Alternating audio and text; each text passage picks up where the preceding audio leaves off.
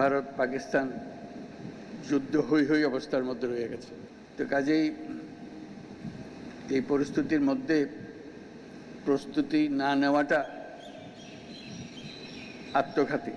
Doctor Yunus বলেন, বর্তমান পরিস্থিতিতে বিশ্বজুড়ে যুদ্ধের হুমকি দেখা দিয়েছে, যেখানে যুদ্ধের জন্য প্রস্তুতি না নেওয়া আত্মঘাতী।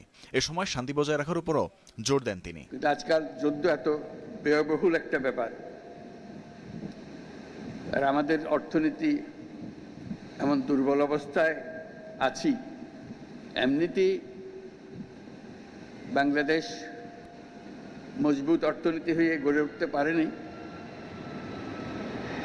তার মধ্যে বিগত সরকারের যথেচ্ছাচারের কারণে যা ছিল তাও লুটপাট হয়ে গেছে। এই পরিস্থিতিতে আমাদের সামগ্রিক স্ট্র্যাটেজি ঠিক করতে হবে।